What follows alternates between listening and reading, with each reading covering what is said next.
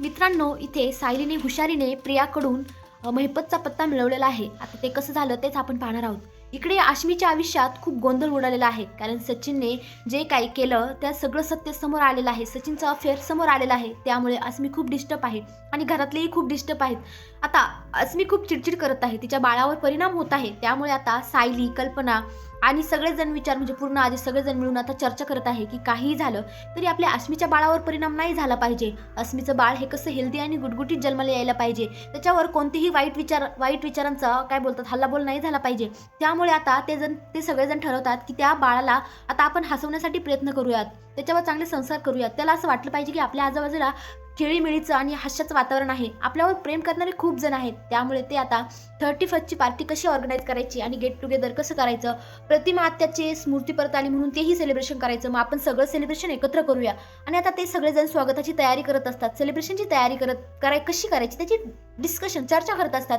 त्यामुळे आता इथे कल्पना बोलते की मी केक बनवते आणि सायलीला काम दिलं जातं की तू एखादी गेमची आयडिया शोधून काढ, नवीन नवीन गेम खेळूयात, सगळ्यांना बोलूयात, छान मस्त पार्टी सेलिब्रेट करूया. सायलीही बोलत असते की आपण फुलांची सजावट करूया, दरवेळेस फुगे नको, फुगे नाही छान वाटणार, फुलांच्या सुवासानी कसं घर अगदी दरवळून जाईल. सगळेजण खूप खुश असतात, आनंदात असतात आणि छान मस्त तयारी चाललेली असते.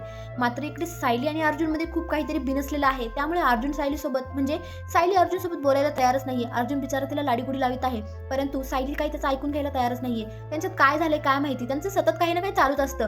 काय शेवटी नवरा बायको ना, रुसवा फुगवा, भांडणं, प्रेम, चिडणं सगळं काही चालूच असतं. आता ह्यांच्यात भांडणं झालेत छोट्या गोष्टीवरून, परंतु ते नक्कीच लवकर एकत्र येतील. त्यांचं काय सारखं चालूच असतं.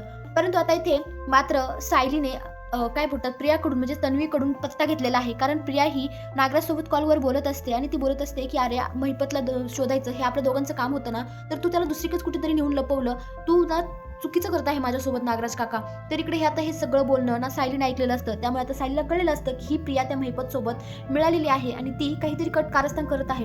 मित्रांनो, प्रिया कारस्थान करण्यामध्ये कधी कमी पडलीच नाही. इतके वर्ष झाले मालिका चालू आहे, परंतु प्रियाने अजिबात कमीपणा घेतलेला नाहीये. तिने इतकी कारस्थान केली आतापर्यंत की काय बोलतात ना, मोजता पण येऊ शकणार नाही. खरंच प्रिया ग्रेट आहे. कारस्थान कशी करायची हे मात्र प्रियाकडून चांगलं शिकायला भेटतं.